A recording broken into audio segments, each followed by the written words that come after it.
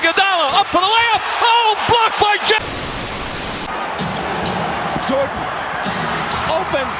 Chicago.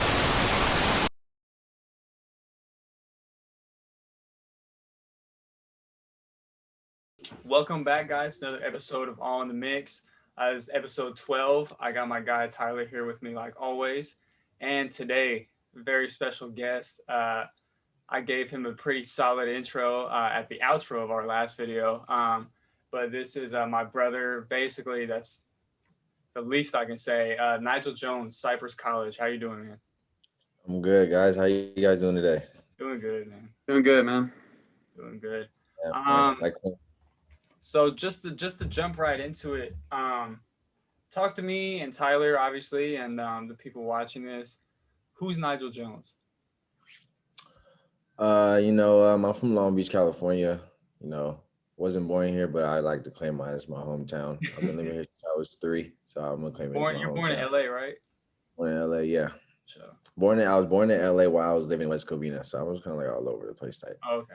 So I'm an student athlete. Been playing basketball for 15 years, and then I went to my alma mater is Milliken High School.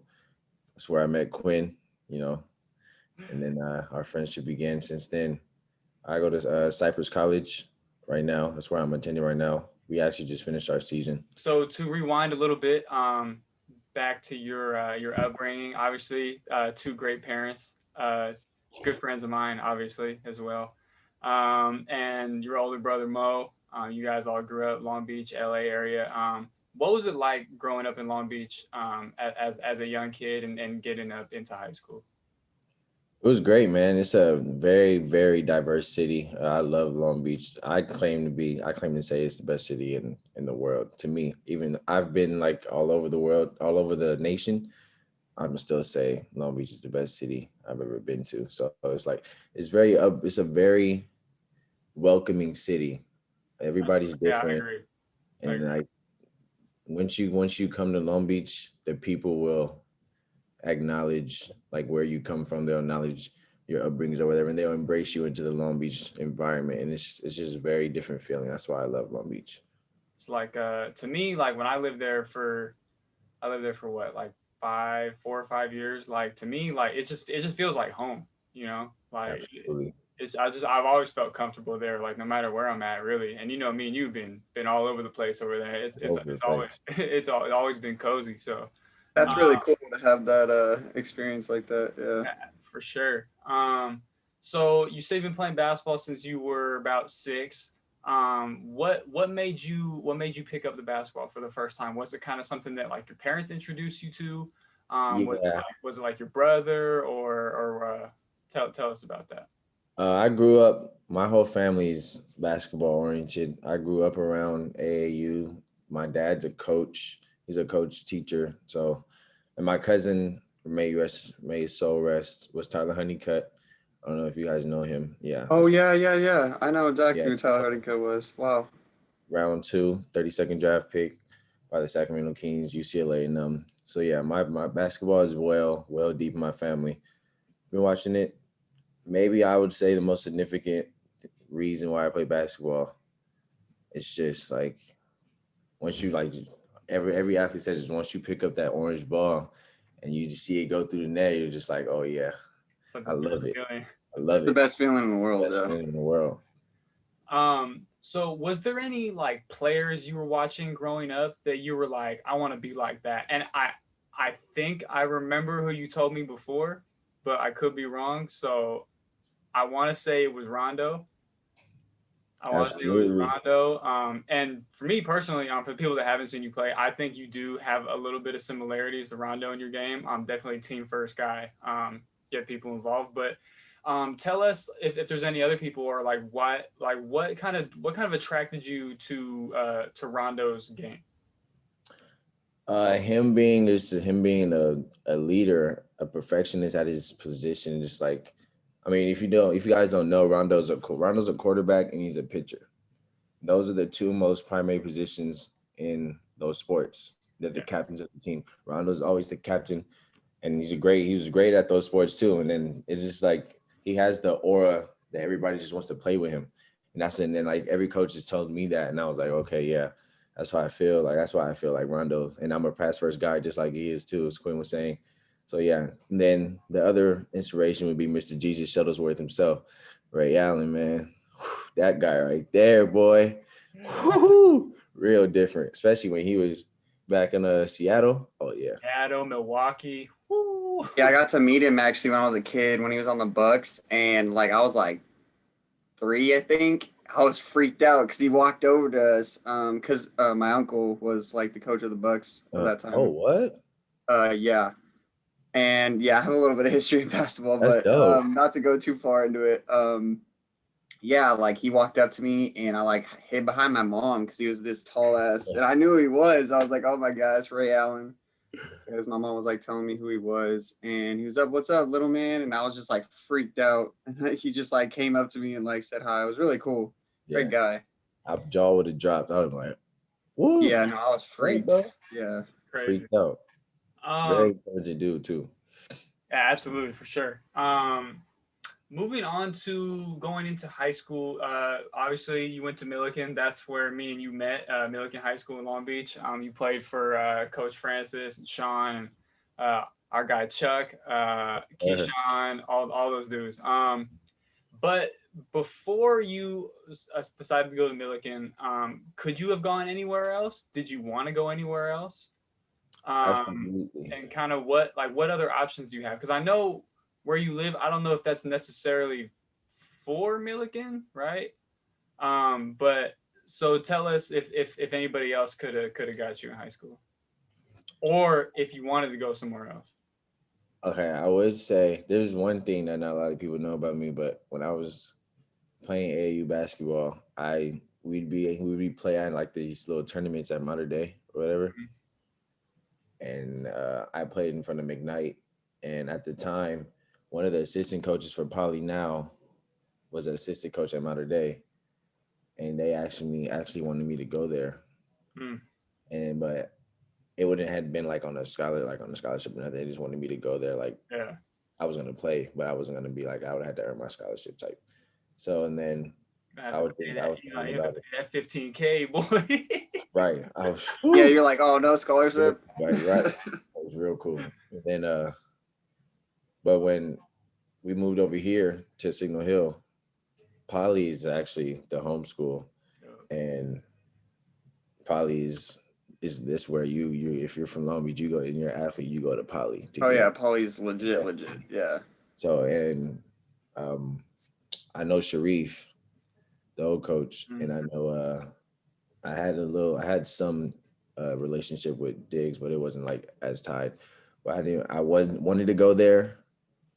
But at the same time, I didn't want to go there just because it's Poly. Like, because I knew the environment off of athletics. It just wasn't like, it's not really like my like, I don't want to go over there type stuff. So it was like, and then my AAU coach got the job at Milliken. And I was like, okay, I mean, might as well. And then Francis ended up getting the job there too. And my dad knows Francis from him being in Compton. My dad is well known in Compton. Francis is from Compton. We coached Compton Centennial, and they had a relationship. And so yeah, that's what. Then I became a Ram. Kind of what led up to it. So we met our sophomore year. Yeah, I think we kind of like knew of each other sophomore year, but like we weren't like friends, and then like we got really close like our junior year, and then it's been wild ever since. Been tied since then. That has having some crazy ass times. So Milliken, obviously you're in the Moore League. You're playing against Poly, you're playing against Compton, Jordan, Wilson, Lakewood, Cabrillo, to name just. I'm pretty sure that might be all of them. How was the basketball scene all 4 years for you? And were you a varsity guy all 4 years, or were you kind of like bouncing up and down? Where were you at? I was a bounce up and down, but that was on me just because I would bump heads with Francis, but and I was a freshman. Me, Christian and Romulo, like Christian and Romulo, those two to my fellow teammates from Milligan. We were on varsity as freshmen for like the summer leagues and spring leagues or whatever, but we got bumped down just because we were too small type. And then we were starting on JV. And then I got moved up sophomore year. And then I like just became like I thought I was like that I was that dude. And I just got like a head. I got a big old head, and I would talk back to the coach, to Francis or whatever, and he was like, "You're not that good, son." He would always say that, and then he jumped me down to JV again. First game on JV, good, son. right? First game on JV. It's crazy ass, man. Shout out to Chris Francis, man. Yeah, and hold on, let me say this one thing though. One thing that I know he regretted. First game on JV, we played against Poly. Had a cool 20 ball. First game. Gym was packed. Cool 20 ball. Bro, I looked at him in the stands, shook my head, and he was like, You're a fool, you like, you bro. month? They always say that. You're a fool, bro. So did you like while you were at Millikan and playing against Poly and Compton and the other schools I mentioned, did you understand how like legendary, I guess the word is, that whole league is? How like because across the state people know about Long Beach Poly, they know about Compton, they know about because they've just produced NFL. They NBA, produce 4 or MLB. 5-star NFL, NBA players, you name it. Yeah, it's everywhere. So did you kind of Athletes. understand like that history while you were in high school, or did it take for you to be removed from that to be like, wow, like I was really there? Like, It's a little bit of both, because knowing the fact that Poly specifically just produced so much talent and so many superstars just from Long Beach, and Compton being DeMar coming out of Compton, and I think that's the only one that I know. DeMar, But just I think one of the only other pros that like obviously we're both familiar with. Tyson Chandler. Oh yeah, Tyson Chandler. Came out of Compton. Also, the Dominguez is in the Sunset League. Yeah. So, but yeah, you can consider like from Compton to City, yeah, them and Tyshawn Prince. But yeah, the Moore League, right? Moore League is just like, it has a huge history specifically behind Poly, but it's like them winning put a whole lot of schools on the map, because there's a whole lot of other schools had at least 1 or 2 players showing out against Poly. Like we gave Poly their first Moore League home loss since 2009, and that was my junior year. Oh wow, yeah, I remember. That game was ballistic. I remember that. That game crazy. was nuts. Right, and we walked out the gym silently. We went in their team resting room, went crazy. That's how much of an impact a win in the Moore League has against specifically Poly. It's just, they have the throne, but if you get a win and like say like you take them down, it's a whole different feeling. So while you were at Millikan, I mean, even when I was there too, there was a lot of talent came through that was older than us, right? So we had a guy who's not that much older than us. Chris Barnes was there too. He actually went to Compton after Millikan. Yeah. Chris Barnes, Malik Marquetti, who's a pro. My God. And just so many countless dudes that and shout out to our guy Mason, he's over at Cal Poly Pomona. Just so many people went through Millikan, and there's a lot of talent. And I think sometimes they get overlooked just because of Poly. Yeah, just because of Poly and Compton. But I mean, the talent speaks for itself. That the guys that go pro speak for itself. The countless guys that are playing college football, college basketball, it's crazy. So after you graduated from Millikan, you decided to attend El Camino in Torrance. What made you choose El Camino? And could you have gone somewhere else? And did you want to go anywhere else? And looking back on it, you don't have to answer this last part. Do you regret any decisions or do you regret going there? The reason of me going to El Camino would be I went there because my teammate Justin and my A teammate Justin Reyes ended up they like convinced me to go there. So and then our coach was like, "Oh yeah, we got a big three. We're gonna use you guys," type and all that. Ended up then using us. So there was no point in me going over there for that reason. But we had a talent. I mean, he didn't know how to coach like that specific. Like he didn't really know how to coach. Yeah, it never really seemed like he did. Yeah, I mean, we won what 6 games my freshman year. That's Yeah, tough. and That's then rough. I redshirted my second year because I was going to decide to transfer, and then I ended up transferring to Cyprus, and now we're here. So before you made the Elko decision, obviously like your friends and other teammates were kind of like a big factor for you to go there. Obviously for just because you go somewhere where you know people, right? What did you have any other options coming out of high school? Because obviously me and you both had some other struggles when it kind of not I guess kind of forced us to go the JUCO route. Was there any other schools that you were thinking about? Yeah, those struggles actually prevented me from getting a couple of nice school scholarships. I As hear like you. I could have got into UCI, USF was looking at me. I think not San Francisco State, Oakland, like the regular Oakland up there was looking at me. Uh, Northern Arizona ended up looking at me after my freshman year at Elko, and then yeah, I think that was about it. But yeah, like Quinn said, I had a couple of struggles back when I was coming out of high school in my second to last year of high school, the most important year. Yeah, right. Me and you both. We were in the same boat our last 2 years, so that was tough. So you decided to transfer to Cyprus after you took a year off at Elko.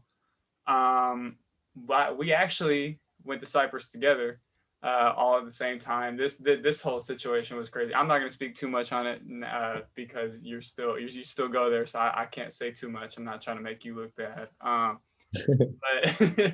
But we all me, you, Rome, all ended up going to Cyprus together at the same time. Didn't work out for me. Obviously, had some off the court stuff, but why Cyprus? Obviously, other than like me and Rome, we're gonna go there, and I think all of us going together was kind of like our little plan was like, you know what, like we're all gonna do this together. Like let's just have fun. But other than that, what kind of drew you to Cyprus? Well, Cyprus is actually was one of the schools that one of the other schools that was recruiting me coming out of high school because I used to play with Mike Moore and Jordan. Coach Jordan knew Mike Moore, so he'd ask about me, blah blah. And then I decided to go to Elko or whatever. And then he heard I was transferring, and then he hit me up, started texting me, and I was like, all right. And he was like, I heard your boy Quinn's coming over here too. And he was like, that's good. That's good chemistry right there, or whatever. And I was like, yeah, I'll think about it. And then boom, ended up coming. We went to a game, a Riverside game, and then we went to the Riverside game, and then it was their game to get into playoffs, and they ended up losing. And I was like, I can come here. Yeah, make a kid a little difference the way I play. Yeah. I kind of fit into the system. And then yeah, and then here I am. There you go. So moving on from last year, obviously, season got cut short for everybody everywhere. It was COVID year. It was really weird, and this year I think was even weirder. Even because I mean, even though there was somewhat of a, I guess you could call it a season, it was extremely weird. You guys played what, like 7 games? Yeah, I wanted to know, like, how short was it? We played 8 games, I believe. 8 games. 8 games. Everybody in like the league that opted in played 8 games, or what? It was only Cyprus and Santiago Canyon, the only 2 teams that. That's it. Yeah, we played them 4 times. Yeah. So you guys played what, 8 games in what, 2 weeks, basically? 3. 3 weeks. Oh, okay. Well, that's not too bad. But I mean, those 8 games, it's tough to get a feel for even probably your teammates still, because I don't know how practices were going, because I know everything was kind of shut down and you guys really didn't practice until like the last minute, from what I remember what you guys told me. Though the 8 games happened, how did you think it went for one, yourself, and two, for your team? Okay, so let me phrase this first. We had a 10-week span. That was our value. That was the amount of time they gave us for basketball. It was a 10-week span. So we played with like the last 3 weeks. It was all games. We had 4 games straight in 1 week, and it's tough, bro. Like In 1 week? in 1 week, we had 4 games. Damn. Like, I understand, like when they were complaining, like the NBA players are complaining about the schedule. Like I understand, it's really tough. Like playing that many consecutive games in 1 week, it's tough. Like there's gonna be a lot of injuries. That's got to be brutal. But yeah, it was tough on myself, like on my body, like especially me coming back, like from not playing, like a year and a half not playing, coming back like a real game. It was tough. Like it was tough on my body, like health wise. Like it made me realize like I have to really like start lifting, like for real. Like, Lifting, stretching, recovery, all that. Working out, all that, yeah. And then on the court wise, I felt good, man. Like I felt really, really good. Like it felt great to be in the gym playing basketball. Like it felt great. Like great. Better feeling. Yeah. No better feel. Like it felt great. Like I told two of my fellow teammates, I was like, don't be mad. Like don't be mad if I get the ball and like my first 5 shots are going up. Like don't be mad. Like this is my coming out of retirement game. You're like, itching, man. Bro, what? First game I had 14, but I shot like 13 shots first game. Yeah. Hey. I was getting them up for sure. I mean, yeah, might as well. Got to, man. I actually know one of your teammates, Paul Head. I know him pretty well from high school. Yeah. But he's very, very talented guy. Yeah, he's awesome. Yeah. For my teammates, yeah, I mean, other than the fact of us not having a lot of practice together, it killed a lot of chemistry.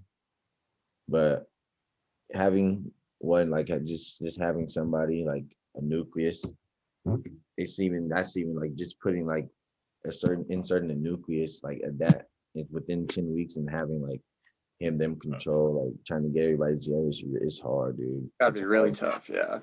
It's hard, but you can make it work.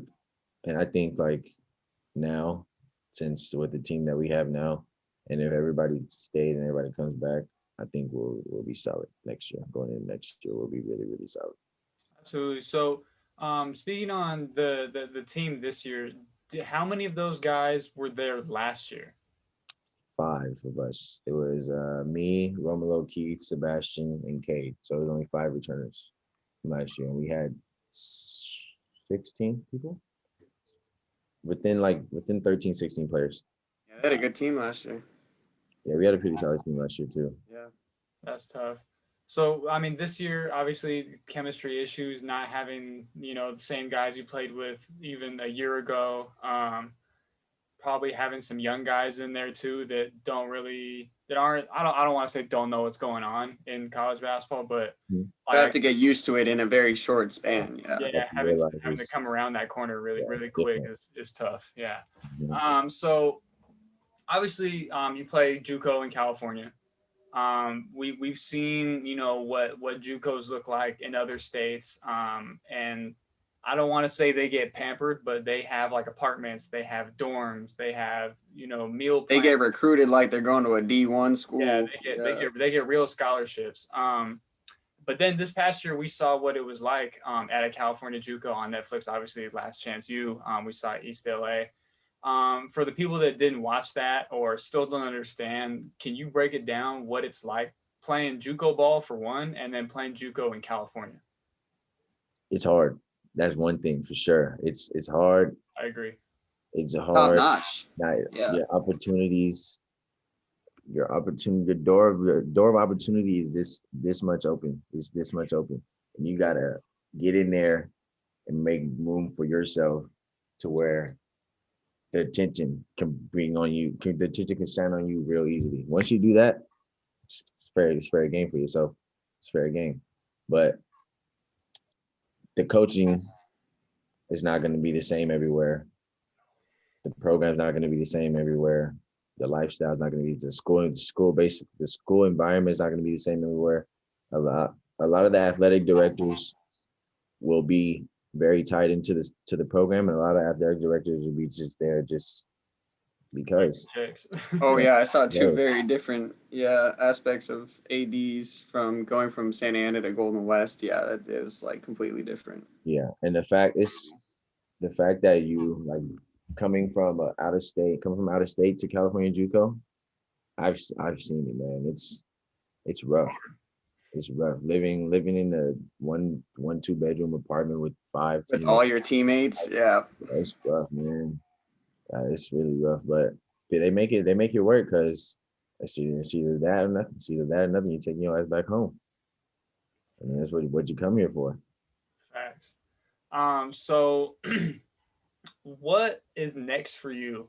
As far as basketball, as far as school, do you have another year of junior college eligibility, or are you trying to go to a university in the fall?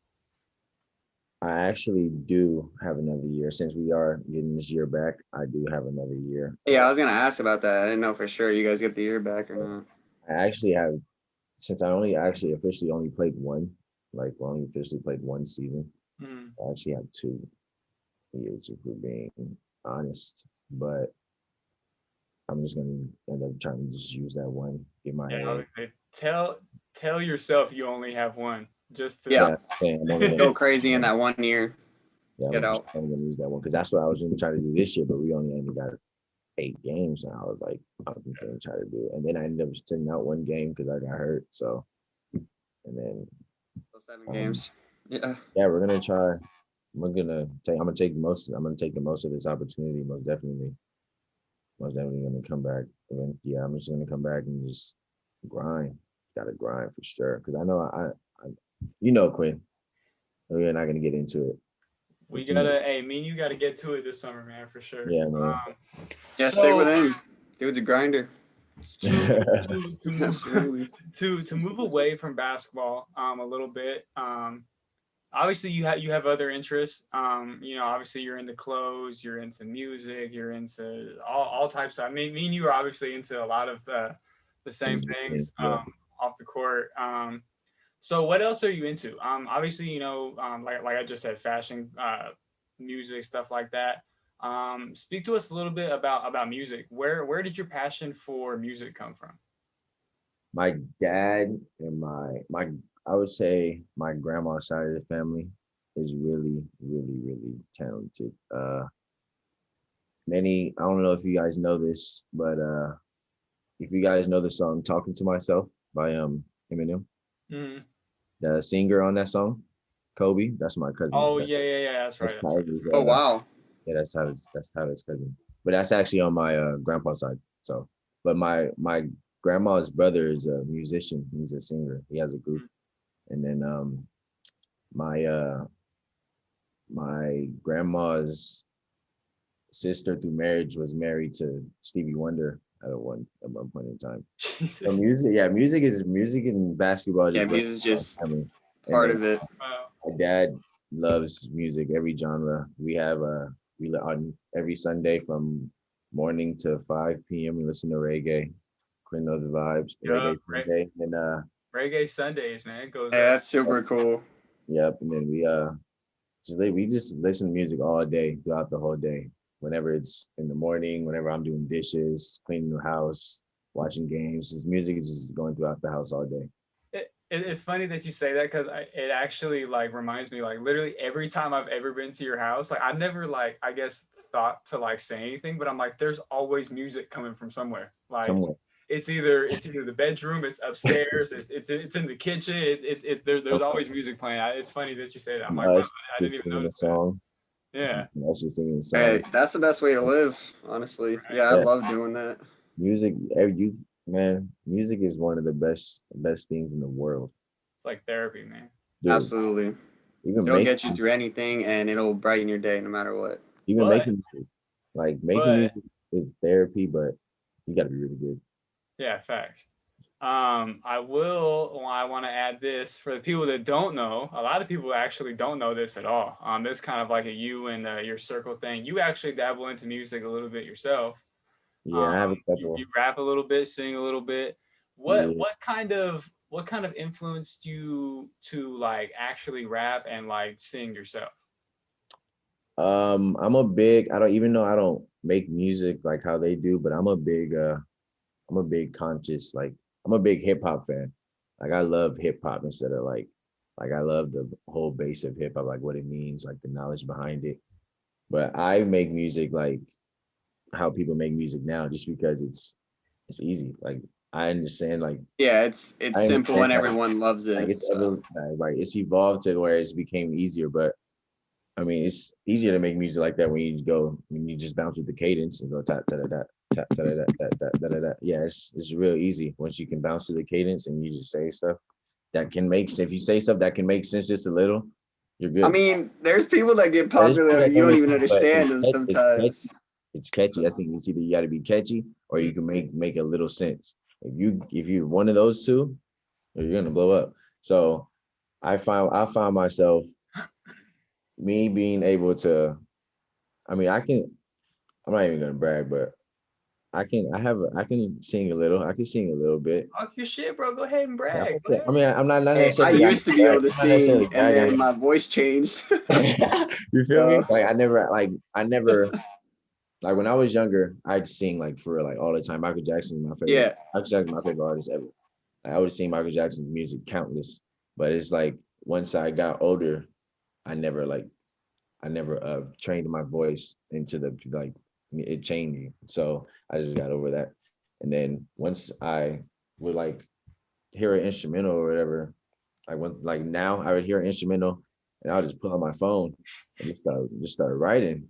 And then just like go. just Man, go. I Yeah. can't even, Yep. Tyler, I can't even tell you, bro, the countless like hours and days that like I've been with this man, and like he'll just be He'll like, just hey, start bro, freestyling. hey, bro, throw something on, and I'm like Yeah. what? He's like, bro, it doesn't That's matter. exactly how I have a friend like that too. His name's Zach. This is exactly how he is. He's like anytime we're just like chilling, driving, whatever. He's like, hey, play an instrumental. I was like, all right, why not? It just goes for like an hour or whatever. Right. Like It's I just like feel a that. feeling. Like and then like I was saying Quinn like verses. And then I would like, how does it look? Like how does it sound? He'd be like, you ain't even got he's like, I don't even have this music. I was like, I don't care. He's like, how does it sound? Like you'll go do it on the beat. And then I'll send him the song. He's like, oh my God, bro, this is hard. I'm like, Like, hey, bro, hold on. all right, hold on, bro. What He's you like, wait, doing? it went from the instrumental to that? All right. Cause I have a couple songs with like open verses, and I would write to them. Like it'll take me a couple times, or sometimes it take me like 45 minutes. But that's just like the lazy. Sometimes it take me like an actual like a week, month type. Making music is it's really hard. Like I've come to the conclusion like being in an actual studio, like it's hard. Yeah, I for sure. understand people be up there like late nights, like it's hard. Same thing as basketball, it's hard. It's just like it's You gotta put in the dedication, time, the everything. work, the Right. effort, Yeah. all of So it. again, Yep. it's so those are everything. But I think making music and being an athlete are like it's like two different, yeah, it's just two different type of things, dude. Two different lanes for sure. So that wraps up getting to know Nigel. Um, so now we're gonna hop into the NBA draft stuff a little bit. Tyler, what do you got for us, man? Because I know there's a ton of people declaring who should probably stay in school. There's people declaring, or the people that haven't declared that need to declare. But let's go over some draft stuff.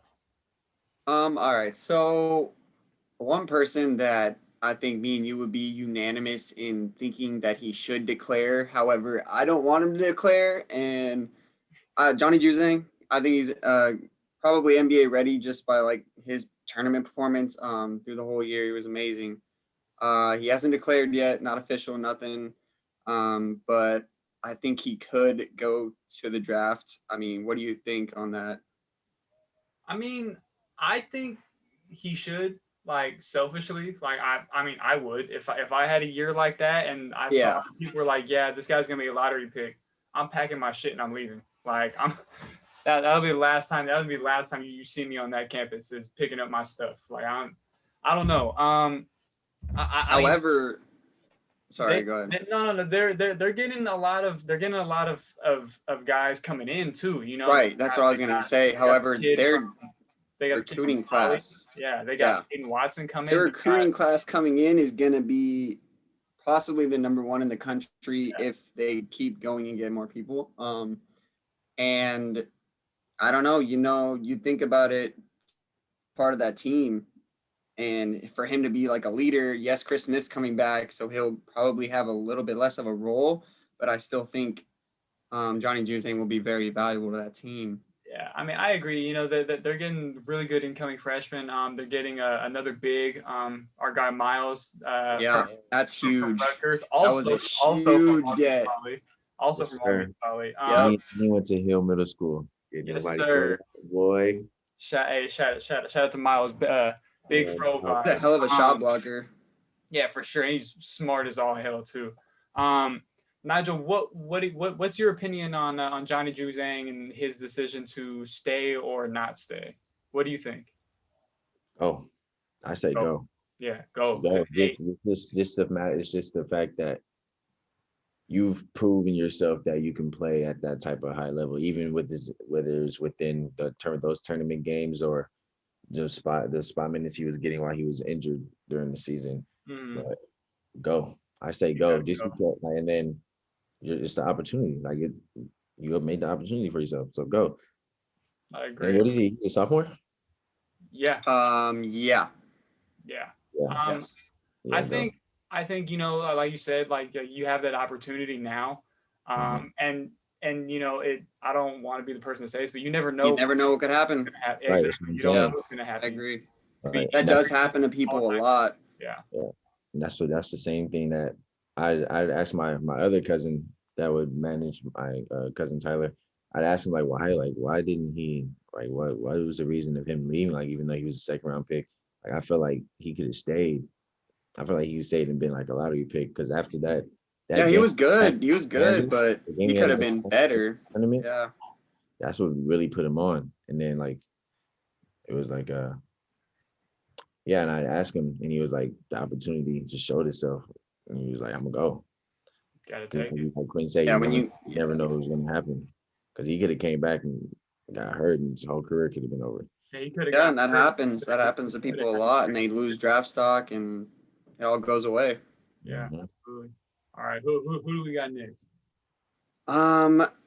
Someone that is gonna be in like the top 10, top 15, who didn't really even have like a whole college basketball season, and we've talked about him earlier in the year.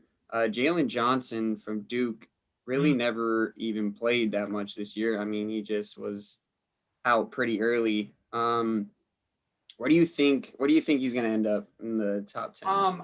I'll be like brutally honest. I've never seen the kid play before. Yeah, I haven't really seen him either. I know he went to Duke. Obviously, Duke puts guys in the league. Doesn't really matter who you are. From what I've read, he should be a lottery pick. Like I said, I've never seen him play. And I know we talked about it earlier too. He had some like off the court issues and had issues with the team or the coach or whatever is going on. I don't want to speak too much on his issue because I don't really know what it was. But if he's hearing he's going to be a lottery pick, like, good for you, man. Go get paid. So Go get it. Most definitely. Right. I agree with Quinn. Do you have like your mock draft of what you got for the lottery? Honestly, since I'm not like, I don't have cable, first of all. So I wasn't watching a whole lot of college basketball until March Madness. So really the only like thing I can gauge is probably like the top 5. Okay. I think, like, I don't want to speak for you guys, but I think consensus number 1 pick has to be Cade Cunningham. Like, agreed. Yeah, I have that as well. I don't think it matters who gets the pick. When you got an opportunity to draft an 18-year-old 6'8" point guard, like, you better take him. No one possesses, that's what they say anyway, no one possesses the skill set or anything like he does at that height as a guard. He's a monster. Yeah, so, I have him as number 1 also. From the first episode of the year, we talked about him, and I've talked to him countless times every episode, it seems like. So, yeah, Cade Cunningham's definitely the consensus number 1. Yeah. Then I have Evan Mobley at 2. Mhm. A lot of people want Jalen Suggs to go 2. I personally like Evan Mobley more. I love Jalen Suggs, don't get me wrong. But yeah, I have Evan Mobley and then Jalen Suggs. See, However, I've seen a lot of mock drafts that have Jalen Suggs at number 2. So see, I agree, but I disagree. I think anything after number 1, it depends what team it is. right, Because if you get a team, exactly what they need. yeah. So if you get a team, let's say the Houston Rockets get the number 2 pick, right? Because they're the worst team in the NBA right now. If Are they really? yeah, they've only won like 15 games. Yeah, they're terrible. And they rest. And John Wall plays like every other game. Like, I mean, shit, I wouldn't want to play either. yeah. I think if they get the number 2 pick and they want to keep John Wall, I would go with Evan Mobley with that pick. Any other team that needs a guard, you have to pick Jalen Suggs. There's no real reason. Yeah. I mean, Evan Mobley, you can't go wrong anywhere in the top 5 with him. So, and hopefully the Rockets do get number 2 because their center is Kelly Olynyk right now. So if they could get Evan Mobley, that'd be huge. He's doing pretty well. I'm not gonna say he's doing like terrible. Hey, bro. He's actually doing pretty well, but Jared Butler's gonna be a real sleeper. A lot of people are gonna see. Yeah. I actually believe that That's a lot of like- people don't even have him in the Oh. top 15, and I believe Jared Butler definitely deserves. To I be in the will. top 15. I will get to Jared Butler in a second. I'm still stuck on the fact that Kelly Olynyk is the starting center for the Rockets. Holy shit, that team sucks. Yo, Link. Oh yeah. Oh, Your body. He's that- been that's doing well. bad. That's bad. Shit, man. I think obviously you can't go wrong with Evan Mobley, Jalen Suggs at 2 and 3 maybe. But then you got to look at some of these G League kids, man. Jalen Green and Jonathan Jalen Green. Kuminga, absolutely. Jonathan Kuminga is a fucking animal. He's The a Cavs, if they get the number 5 pick or the number 4 pick, depending where they're at, Jonathan Kuminga could be great for the Cavaliers. I think they would need somebody like a Evan Mobley, just because they're so goddamn backed up on the perimeter. They have That's so true. many, They have a lot of guards. Yeah. and they drafted it. Every AAU vet on the Cavaliers. Like, come on, dude. How many draft picks you gonna get? Like, Bro, that team is full of like 19, 20, 18-year-olds. Yeah, they're young, and they have no bigs really. I mean, all Jared Eli Allen. within the last decade, within the last probably 6 years, actually. Yeah, they probably have the most like top 5 picks, and it's like They got a bunch of random no-name dudes playing minutes for Right. them, honestly. piss poor organization. But I want to talk about Daveon Mitchell a little bit. Daveon Mitchell, Tyler, me and you talked about it. I'm pretty sure it was the last show. And we talked about him obviously earlier in the year.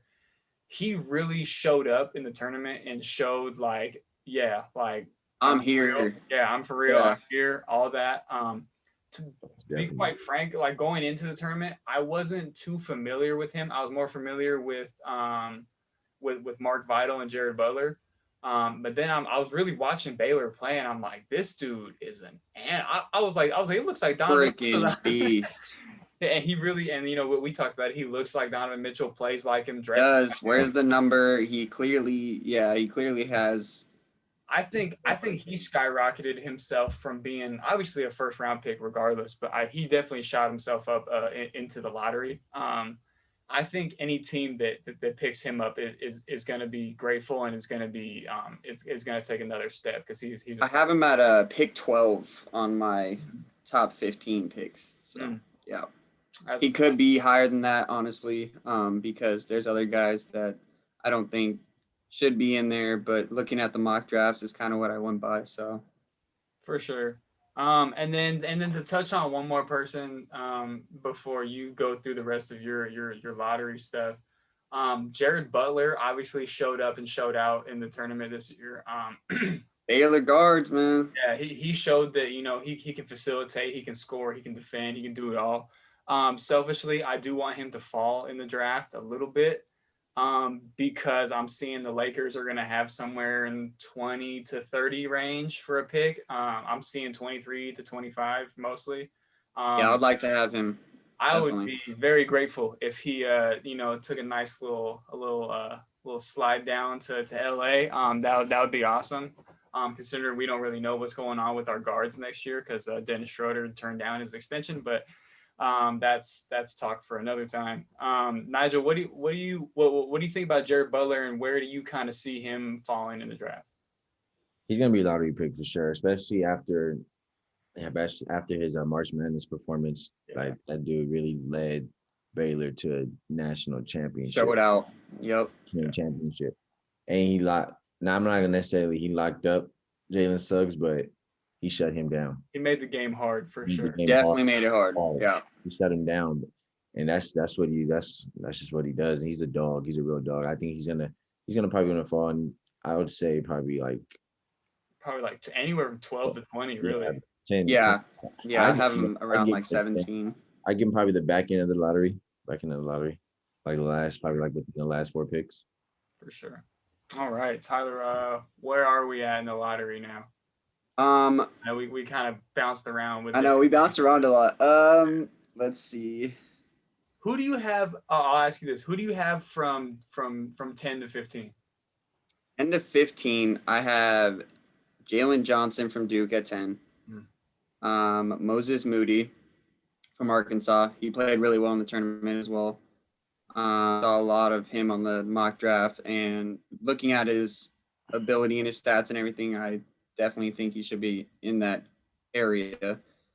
And then I got Daveon Mitchell at 12, and then Corey Stewart. He kind of fell off a little bit in the tournament, like I have said in other episodes. But he's still really good. Sorry, what'd you say? That's the kid from Gonzaga. Yeah.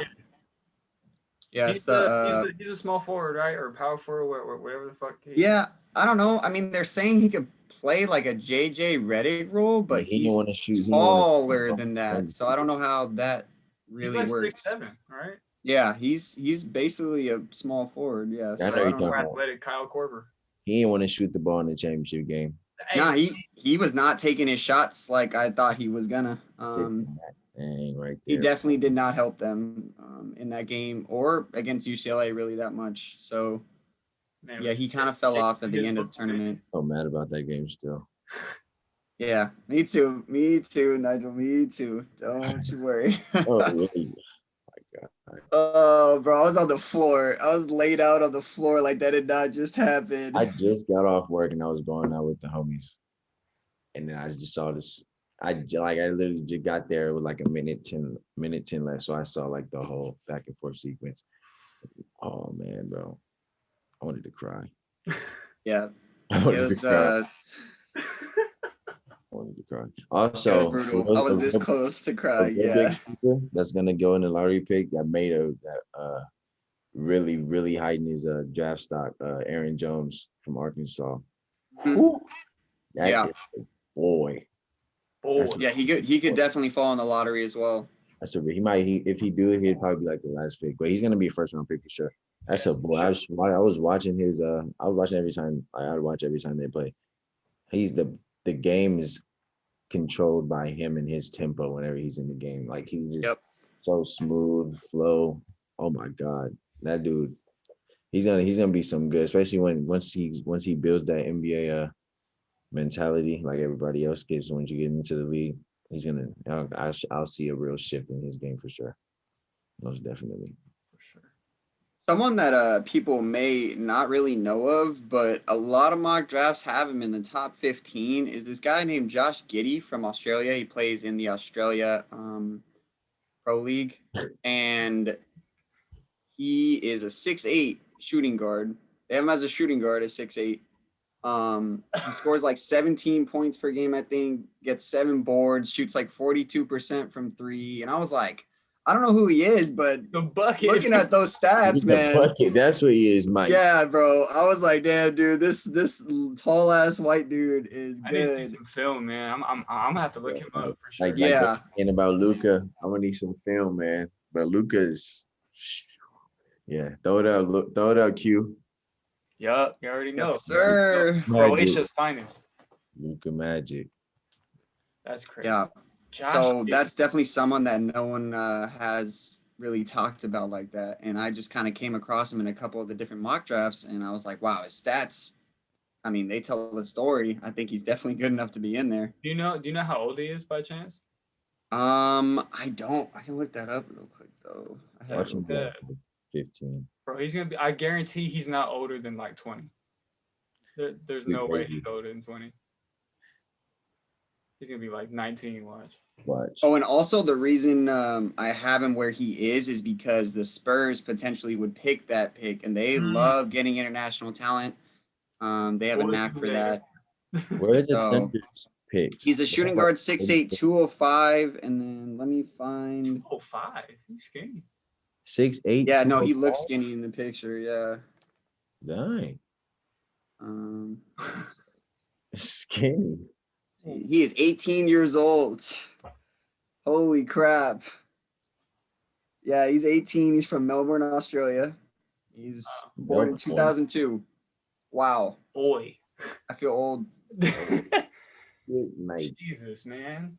What That am I doing? Film, man. Yeah, I need to see some film. Yeah, he's currently on the Adelaide 36ers of the Australia National Basketball League. They need to change that name. The hell is a 36er? 36er, I have no idea. I was one of the same thing. My goodness gracious. Oh my goodness. Oh my god, bro.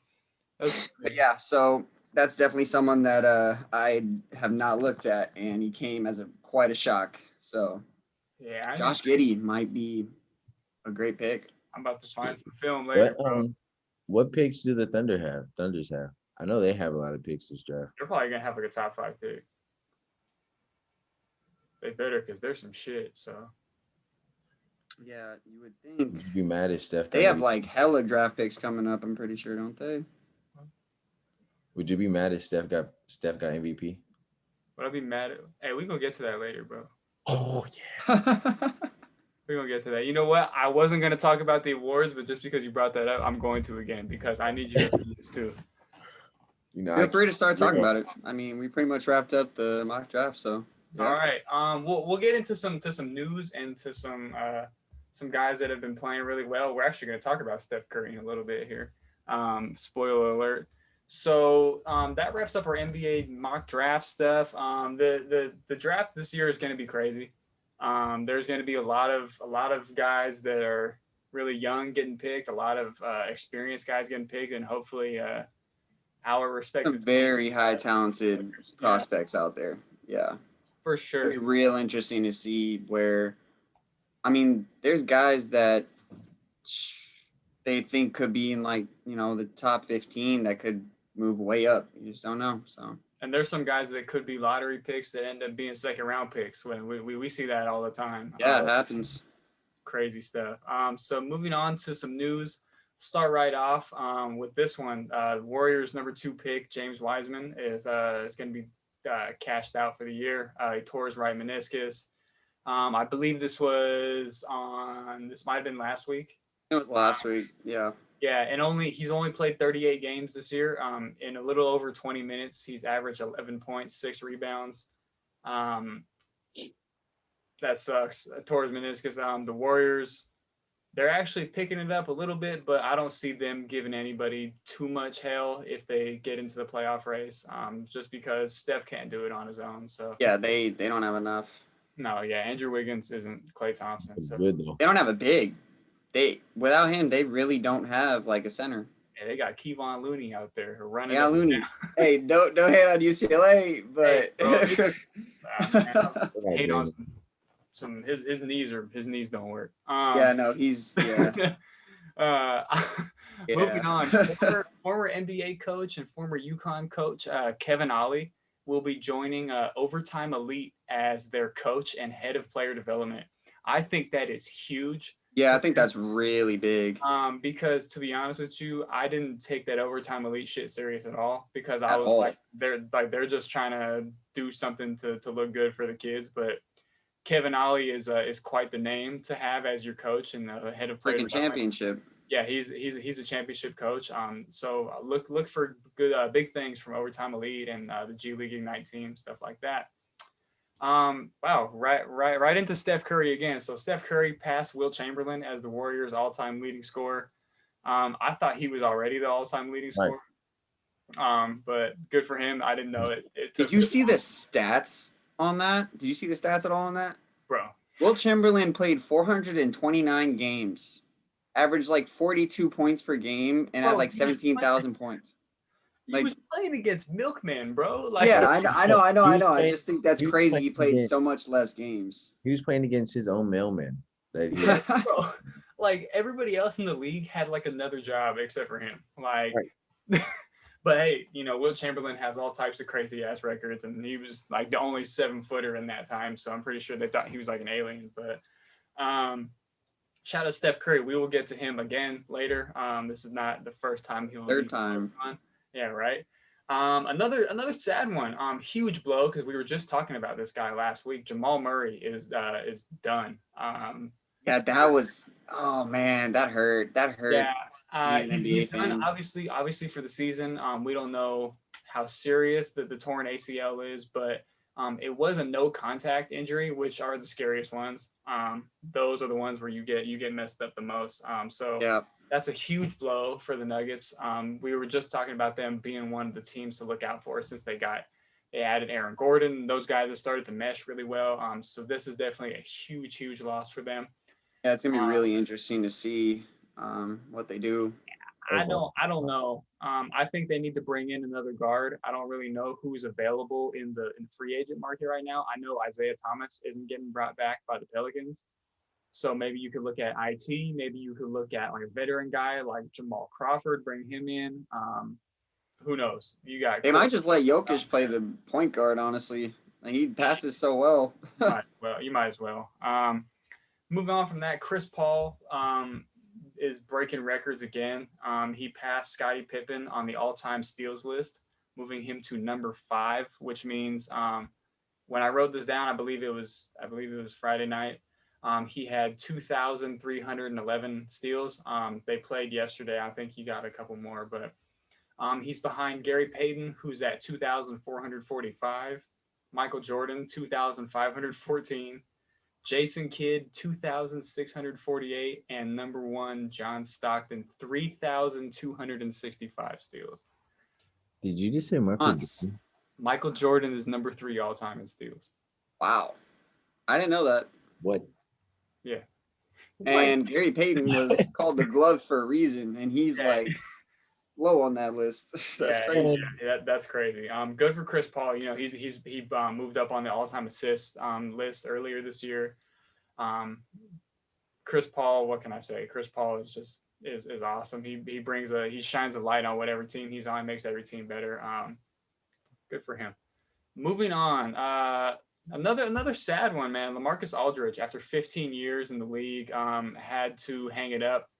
The 7-time All-Star revealed that he has an irregular heartbeat. His rookie year, he was diagnosed with Wolff-Parkinson-White syndrome. Didn't know what that was, so I had to look it up. It's an abnormality that can cause a rapid heartbeat. It's just like something that people are just born with it. You're born without it. But obviously that was his rookie year. He said he felt better after that. He might have been on medication. I'm not too sure. But I read that after they played the Lakers, he told the Nets staff that he just wasn't feeling right and his heart was hurting and he didn't feel right. So they took him to the hospital. And I've read that this disease, or I guess, I don't know, it's not really a disease, more like a syndrome, right? It can really make it feel like you're having like a near-death experience when you have one of these rapid heartbeat situations. And I guess that was enough for him to be like, that's scary. Yeah. I would call it quits also. I think, and he said, I don't know if you guys read that little letter he wrote, but yeah, I did. It's like the first time in 15 years he's putting himself and his family first. And obviously you have to take a back seat when something like this comes up. Really sucks for Lamarcus Aldridge. He's a hell of a player. He was helping the Nets out a lot. He was averaging like 12 and 8. He was a huge pickup for them. Yeah. Absolutely. Question for you guys though. This might be an easy one. Is he a Hall of Famer? Yeah. Thank you. All right. Yeah. That's it. Don't Yeah. even have to say anything else. Because I was, if somebody said no, I would have said, well, Chris Bosh is a Hall of Famer, right? But I had to retract that thought because Chris Bosh is also a champion. Chris Bosh is a gold medalist. Yeah, but and that was the first thing that came to my mind. But I do think Lamarcus Aldridge is a Hall of Famer. He's set the trend for a lot of big guys that want to shoot the ball. A lot of power forwards, a lot of stretch fours, stretch fives, whatever you want to call them. He was the first. He was a game changer. Yeah, game changer for sure. You know, his years with Brandon Roy and then with Dame and then going to San Antonio. All three of them played together. Yeah, that would have been so crazy. Is that still can't beat LeBron, but yeah, it would be nasty. All right, here you go, bro. Speaking of Hall of Fame, I will wrap up. Actually, no, I'm not gonna wrap up with that. The 2020 Hall of Fame inductees and presenters have been announced. We'll start off with Patrick Bowman. He's going to be presented by Russ Granick, who was inducted in 13, and Vlade Divac, who was inducted in 19. Tamika Catchings will be presented by Alonzo Mourning, who was inducted in 14, and Don Staley, who was inducted in 2013. Tim Duncan will be presented by David Robinson, who was inducted in 09. Kevin Garnett will be presented by his OG, Isaiah Thomas, who was inducted in 2000. Kim Mulkey, be quite honest, don't really know who that is. I'm not sure if it's a man or woman, so I'm going to say they will be presented by Michael Jordan, who was inducted in 09. Barbara Stevens will be presented by Gino Auriemma and Muffet McGraw, who are both Hall of Famers. Eddie Sutton will be presented by John Calipari, Bill Self, and Sidney Moncrief, also 3 Hall of Famers. He gets 3. Yeah, Rudy Tomjanovich. I don't know if you guys are familiar with who that is. He's the guy that almost died from getting punched in the face one time in a game. Yeah, there's a whole book about it. He got his like so hard he almost killed him. Bro, I will send it to you later, bro. I promise you. Bro, it was in a game. Yeah, I also would like to know that. He turned, and it was one of the he turned into it and shattered his face. Yeah, almost killed him. Yeah. Oh my god. Crazy ass story. He'll be presented by Calvin Murphy and Hakeem Olajuwon, who are also Hall of Famers as well. Mm-hmm. And obviously, the late great Kobe Bryant will be presented by Michael Jordan as well. I think that's the only one I just got chills saying that one. I think you know, there's no better person to present him than Mike, even if whether he was here or not. There's nobody that would make sense. Him or Shaq, honestly. Maybe Shaq, yeah. But I think I think Michael Jordan's a great choice here, and I'm ready for the Waterworks.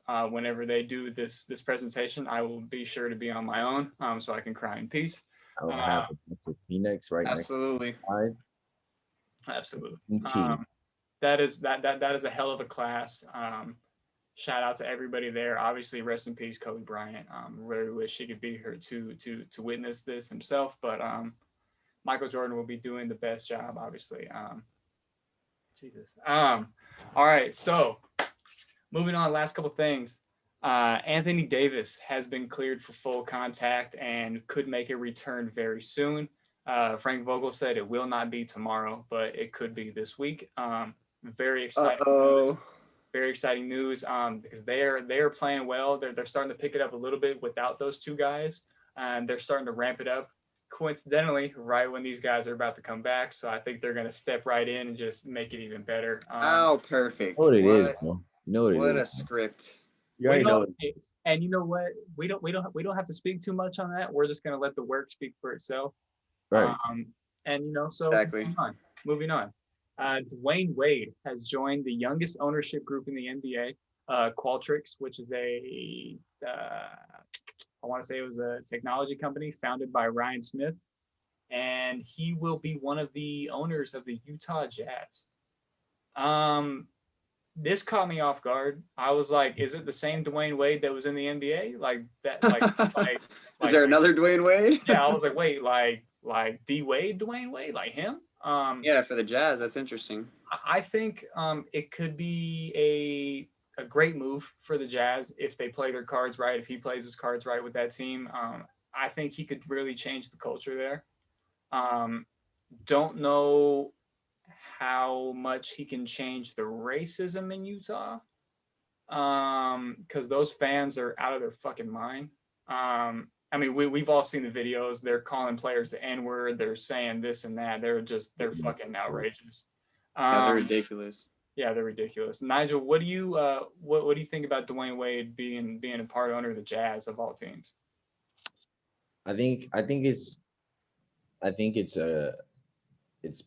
going to become a real trend. I think you're going to start seeing a lot of former players start owning teams just because of all the empowerment that they're getting, especially out of like the allegations that are coming out of the organization, especially in football. Like the players are getting more power to speak out, and I think them being inside the organization is going to change that.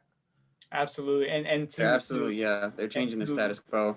To add on what you said, I think it only makes sense to have former players in your front office, even as it doesn't even have to be owners. It could be like GMs and presidents and whatnot, because these guys know what's best for a basketball team. They played the sport. They know what they wanted from an owner. They know what they wanted from a GM. I think, like you said, that this is going to become like the new norm. And I think it should be the norm. Definitely, yeah, it should be. So that's awesome for Dwayne Wade, and awesome for the NBA for sure. Last little one, kind of random. The Celtics waived Mo Wagner and signed Jabari Parker. He got off first game. Yeah, I saw this move and I was like, like what the fuck, you know? Yeah. I was so confused.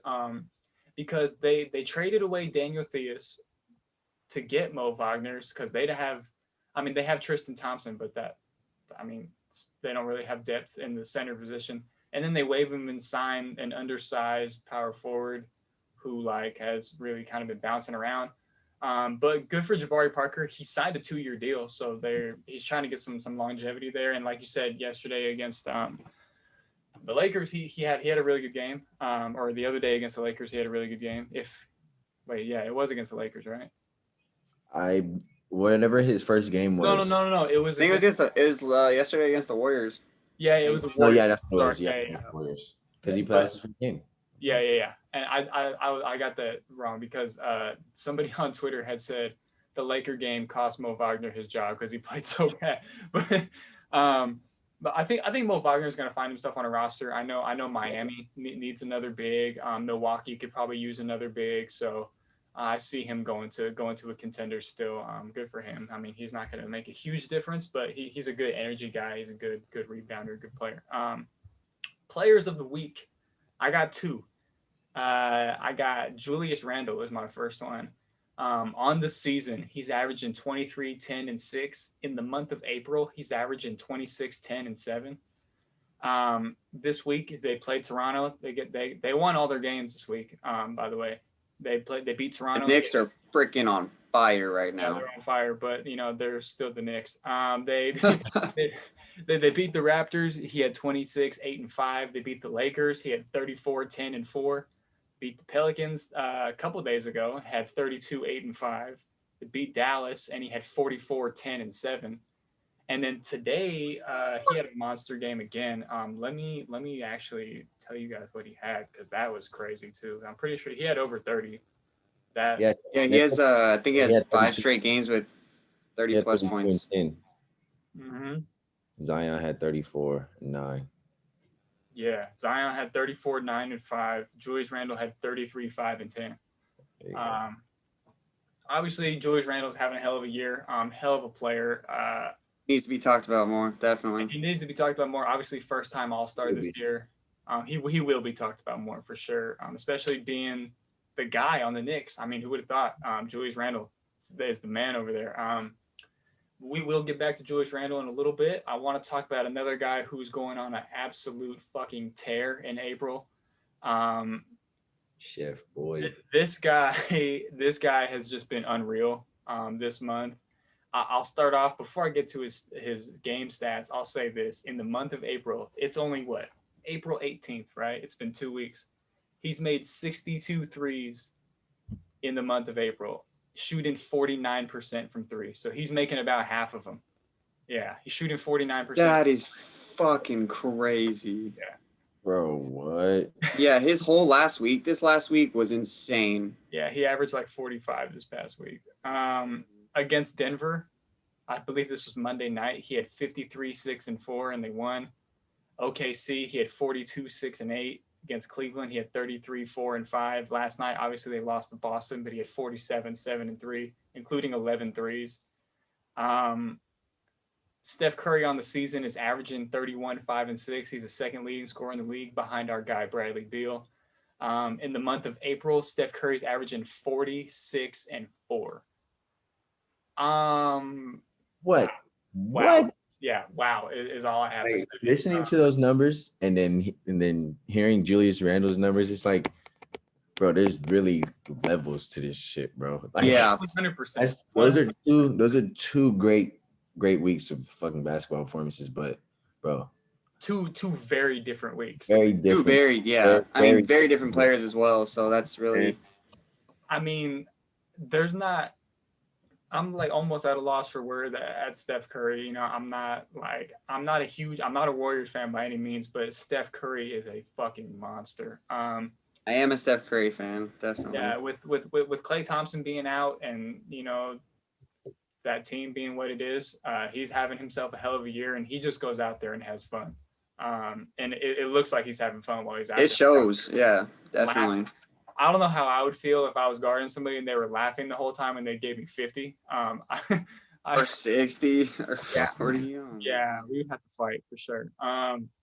Let's talk about some teams on the rise. We talked about them a little bit. The Boston Celtics. They're on a 6-game winning streak right now. They sit at 4th in the East. They're 31 and 26. They've won 8 out of their last 10.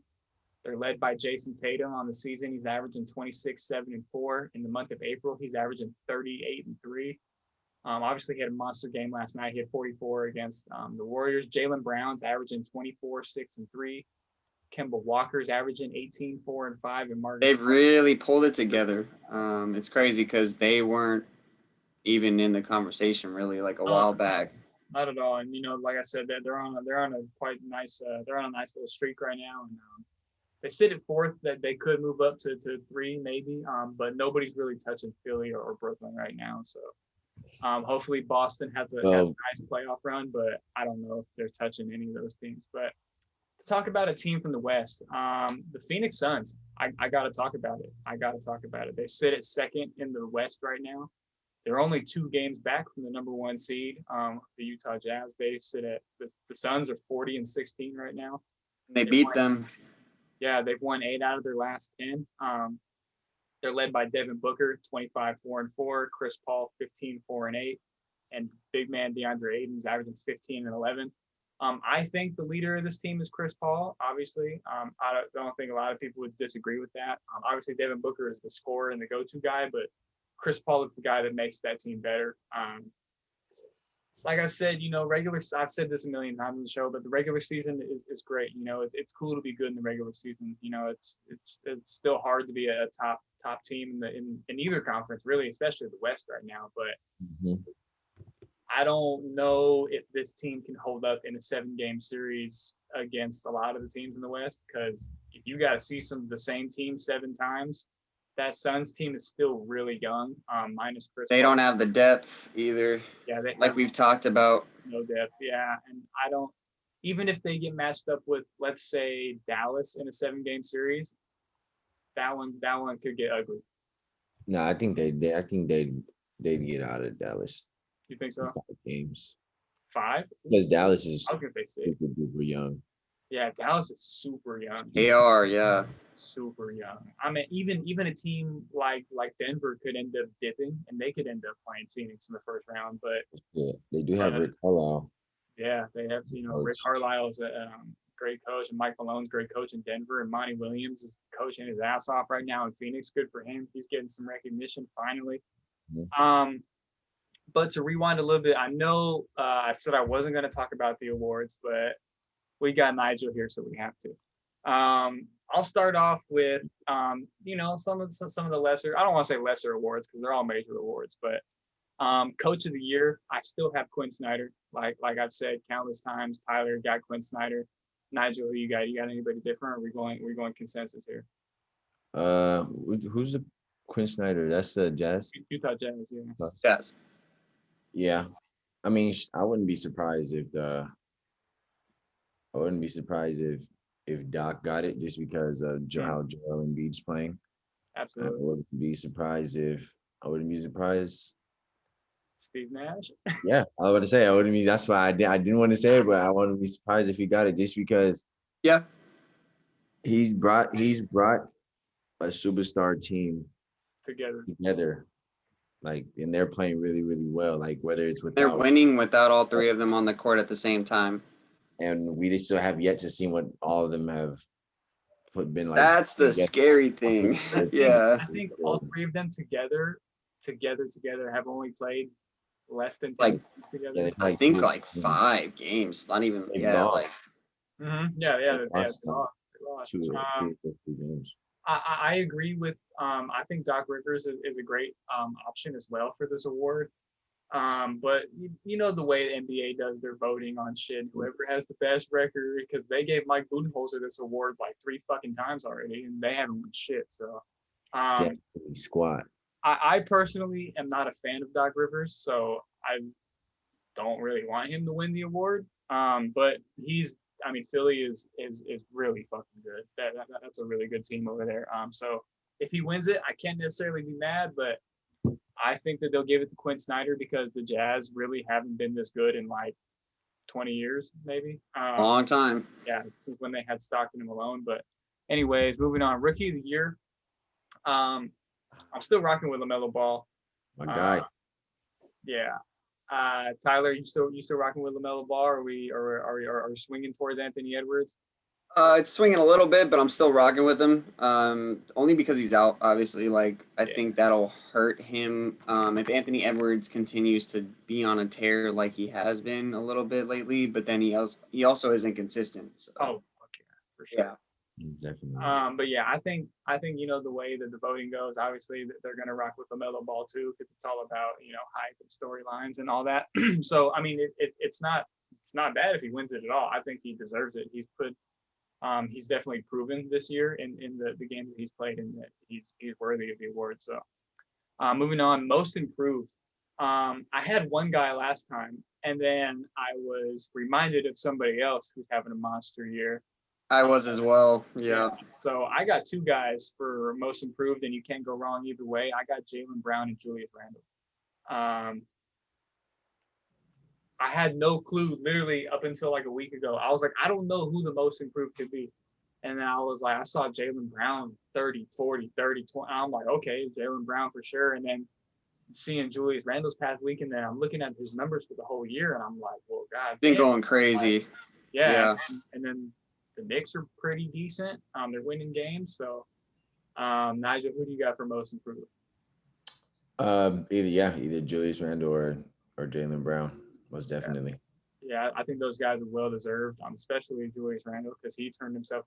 They're both first-time All-Stars this year. So Julius Randle will probably get it. Yeah. More just because he's running. He's the number 1 player on his team. Yeah, he's number 1. Yeah, he does everything. Yep. 6 man. There's only one person I could think of all year. Jordan Clarkson having a hell of a year. He's averaging like almost 20 off the bench. I see head nods across the board, so don't need to speak on that one too much. Defensive Player of the Year. Let's fucking talk about it. Defensive Player of the Year. Is it Rudy Gobert? Absolutely the fuck not. Is it Giannis? No, it should not be getting an award. He shouldn't even be mentioned to get an award. He shouldn't be considered to get an award ever again unless it's like It shouldn't even be thought about. No. Go a whole season without putting the league at risk, and then you'll get That nowhere. whole He went there. hey man. Look, Sorry, Rudy, but Look. Jesus, man. obviously, Nigel, you watched the show, so you have seen the blatant disrespect from Rudy Gobert, or for Rudy Gobert on this show. So I don't care. I would tell him to his face, hey, I beat your ass. Like, you know, I think majority of people would, yeah. dude, holy shit, like, like this dude is 7'3", and like Nigel, I'll ask you this because I ask everybody when we talk about Rudy Gobert. 15 seconds left in the game. You need a bucket. Can you throw it down in the paint, and can he score? Fuck no. Fuck no. Hell no. Dude, no. And Hell no. I don't even Nope. I can't even Talked about it so much. I could do a whole episode about why he doesn't deserve any of the fucking awards he's ever gotten. But I'm not gonna hate on the fact that he's getting $200 million because, like, Jesus Christ, that's a lot of money. If somebody offers me that for anything, I'll take You're it. worth as much as they pay you. Yeah, shit. But for Defensive Player of the Year, I got Ben Simmons or Joel Embiid. I'm rocking more so with Ben Simmons because he guards every team's best player for the most part. Mm-hmm. Whether he gets cooked or not, he's out there playing hard. Not a whole lot of people give him problems. I know Tyler has said it a few times. De'Aaron Fox gave him. That's the only thing I would bring up. Yeah. Yeah, De'Aaron Fox gave him the business, but I mean, De'Aaron Fox is quick as lightning. So I think it gives everyone the business, to be honest. I wouldn't be surprised. Back to on most improved. I wouldn't be surprised if he was in the race either. Oh yeah, for sure. Yeah. Yeah, De'Aaron Fox is definitely a great person to bring up. Yeah. Yeah, facts. But I think being in Sacramento, that kind of hurts him a little bit. Yeah, that's what sucks is like if he doesn't get out of there, he's The not guy gonna. got that bag was like, yeah, let me show out. Hey, he signed that extension, so his ass is stuck. He got 5 more years. Yeah. So are we all rocking with Ben Simmons or Joel Embiid? Yeah, I would say either one of them. Yeah. Wouldn't be surprised if Giannis got it again. I mean, He's averaging the 30. NBA is the NBA, and we know exactly, like we said, we know how they are. Bro, look. Look. I'll say one more thing about Defensive Player of the Year. If Rudy Gobert wins this award, I vow to end the show. I won't do this anymore. And I'll go ahead and buy myself a fucking jersey. You know what? I'll buy all 3 of us jerseys. Rudy Gobert. We're all wearing Rudy Gobert jerseys. all different colorways too. Nasty. Fucking Word. fucking green. Oh, bro, I want the orange one or whatever that is. This shit. The black and white one. Like Rocking a Rudy Gobert jersey. You got to get beat up for wearing one of those. That's disgusting, bro. 27? 20. That's just a gross number, bro. Like, that's like the one big ass Dude, jersey that like they. Yeah, I know. My friend was like wearing a sweatshirt with 27 on the back. It was like a Supreme sweater or whatever. I was like, "There's no notable 27 unless you're Mike Trout in baseball. Like, there's no notable." Got a collab with Supreme or what? That Mike Trout was number 27. Oh yeah, huh? Shout out to him. Also, no, because we don't like the Angels over here. But MVP. I said who I want to win the award. I've said it previously. I think it should be Damian Lillard. He fucking deserves it. But does. Yeah. But you can't go wrong with Nikola Jokic, and that's my final pick now. He does it all. He doesn't really make a whole lot of mistakes. He's averaging almost a triple double. And he's probably gonna have to do more now. He's gonna have to do more. So he's averaging like 26, 10, and 9. But I think the Nuggets. Think so? Yeah, I think the Nuggets. I agree. I think the Nuggets are done. I think if he keeps them in the top 5 in the West, I don't see him not winning MVP. But if you got to give it to somebody else, you got to give it to Joel Embiid because he's on a mission this year. He's just been an absolute tear all year, defensively, offensively, and he wants to win. And you can see it when you're watching these games. Absolutely. Yeah. So, I mean, you can't go wrong either way. I think it'll be Jokic, but I also think it'll be Embiid. So I'm kind of on the fence. The toss up, yeah. Be either one. Yeah, I think that's pretty much it as far as. And then Steph is slowly forcing his way into the conversation as well. Yeah, I To think make the playoffs, he might get it. yeah, for sure. I think if they end up between like 6 and 8, you almost like have to give it to him, Right. like because he's just Steph, like we said earlier, he's just on another level. Going crazy, insane. My guy's injured, so he ain't gonna get no MVP. Yeah, so. LeBron's not getting any awards this year unless No, yeah. MVP. It's also he was out for such an extended time too. Yeah, So he ain't really that hurt. He's just resting from playoffs. Like Quinn said, it's a different level. That's the only man that can really, really, really, really, really play in the playoffs. We already seen. Yep. So Yep. he's in this hyperbolic chamber, just chilling. Yeah. So to wrap up, our last little fun questions for you. The first one, Mount Rushmore of basketball. Keep in mind, this is not necessarily who you think is the best 1, 2, 3, 4. It is who you look at. If you're looking at a basketball Mount Rushmore, and you would think to yourself, this is basketball, right? So guys who influenced the game or inspirational to the game, guys that changed the game. However you want to think about it, it's all your opinion. There is only slight judgment over here, so no big deal. So go ahead. Do I get an honorable mention? Yeah, of course. Okay. Yeah, sure. All right. I mean, it's four, right? It's 4, and then you can have the 5. Okay. Michael Jordan for one. Yeah.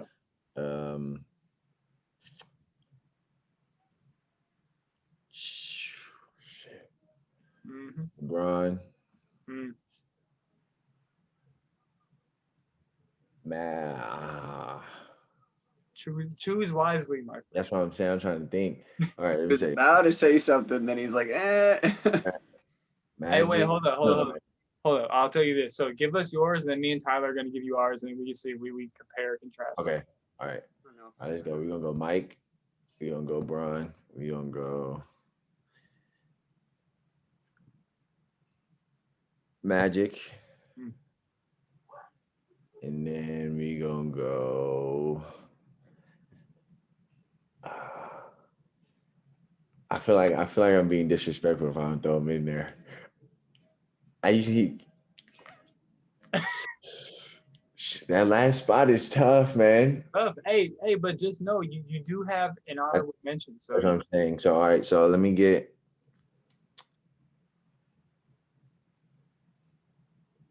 Kareem. I'll put Kareem up there. Okay. What did I say? Michael. I was Michael, LeBron, Magic, Kareem. Honorable mention. No, scratch Kareem. Or scratch Magic. Throw AI in there. Just because of the game changing wise. And I mean you have Magic within LeBron. Yeah, so, a lot of our guests threw AI in there. So my honorable mention would be Kobe. All right. So for me, I just can't put Kobe and Michael Jordan on Mount Rushmore. That's what. No. Okay. So it's funny that you say that now because I thought about that after I did my Mount Rushmore. I had both of those guys in there, so I'll actually revise mine based on just my opinion. So my 4, and my honorable mention. So I got Kobe, I got Shaq, I got AI, Bron, and my honorable mention is Steph. Whew. That's who else I would have honorable mention just because of the fact everybody shoots threes now, bro. Everybody shoots threes now. Yeah, he started it off. Game, Tyler, what you got? Man, I don't even remember. That was a long time ago. Geez, I think it was Kobe. I think I also had Michael Jordan in there, but you guys make a good point. Because putting both of them in there, that's like very interesting to do. Yeah, it's like where's your head at when it comes to inspiring? Like it's like who do you think really inspired more? To me, it's the same player. Not necessarily like they are very Kobe just just added that. He added that on it. You know what I'm saying? Yeah. Like, he tightened it up. So yeah. Spicy. Yeah. So I got Kobe. I'll stick with Michael Jordan, sure. I had Kareem in there, I think. And then who else did I have? Gosh. I think I had Magic or AI, one of those two. And then Steph's a good one. I'll put him in as my honorable mention. Yeah. Not bad. I think obviously the AI stuff is obviously his on the court was obviously very special with showing that little guys can do it too, because he's probably like 5'11", like 150 soaking wet. So he was The out way the culture changed. yeah, and he changed. He made them have a dress code because Right. that man was out there wilding, and now they kind of went away from that. But But then all like as a majority, as an African American dominant league, as much as the NBA is, Allen Iverson brought that culture into the league because everybody was still wearing suit and ties or whatever. they're all very straight edge. Right. It was all straight up the ass, narrow way type shit. And he came in cornrows, tattoos, Right. Cornrows, headbands, yeah, football jerseys, chains, do-rags. Yeah. chains down to the belly But button. hard. Yeah. Yeah. Yeah. Came in with the drip. Right. Do your chain, hey? Yeah, that was oh. Face ass. So Nigel, you plus 4 people to any court in the world, and you're not losing. Who are those 4 people? I'll preface it with this: dead or alive, NBA, not NBA, college, guys you know, guys you play with. Just you plus 4. All right, then give me Luis. Give me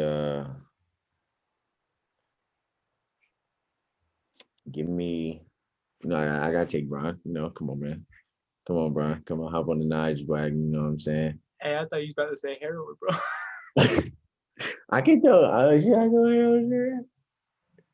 Nah, we got LeBron. I don't need Harold. Hey, you got Brian. Yeah, you at the 1, Luis at the 2, Brian at the 3. All right. I mean, that nigga can do whatever the fuck he want. Yeah, you put LeBron just on the court. You all right? Probably give me Chambers at the 2, and then I'll take Shaq. That's tough. I'll take Shaq. That's tough, bro. Cool little 5 right there. Back to the NBA a little bit. Who is coming out of the East? Who's coming out of the West? And who's winning that finals matchup? I mean, shit. Let's say, then I would love to see the Nets come out of the East, but we don't know what the fuck how the fuck you don't know how they play. So that's up in the air. But my favorite will be the Nets, and then you already know the West. The Lakers. We going back to back, man. And then Lakers in how many? Nets, Fets, Wets, Jets, Lakers, and 6. Get them out of here. Lakers in 6, man. All right. Now to transition a little bit away from basketball. What are you watching? You binge watching anything, and what are you listening to right now? Y'all watch Snowfall? Of course, you know I watch Snowfall. Oh, are you caught up? No. Oh yeah, you need to watch Snowfall. What am I binge watching? I started watching Sex Education, but I kind of fell off. It's really good. It's really interesting. Shit, nothing else really. Oh, and I started this show called The Nevers on HBO Max. It's cool. It's like Professor X School of the Gifted in like 18. Oh, you know what? I saw the little ad for that. Oh yeah, I think I've seen a trailer for that. Yeah. Other than that, nothing really. Watching basketball. What about music? What are you listening to? Actually, let me check. Mom. I think we had like 3 people in a row say like Blue Bucks Clan, like the first like 3 episodes. Swear to God, bro, like first 3 episodes, it was all the same. I was like, wow. I stay up to date, so I mean, I listen to whatever drops. So I for sure listen to that slime language too. Oh yeah, yep. It's just hard. Well, let's tap into that new Polo G, new little TJ. But also I've been catching up on my Michael Jackson and my Jacksons. Been listening to a couple greatness came on a little music station that just plays it randomly. So like a couple Michael Jackson songs just came out. Like, oh yeah, let me get back into my Michael Jackson groove. Hop on that. All right. Yep. You know, and then just paying my respects to DMX on a couple of his Oh yeah, I played him like all day that day. Yeah. And then other nights just Juice WRLD.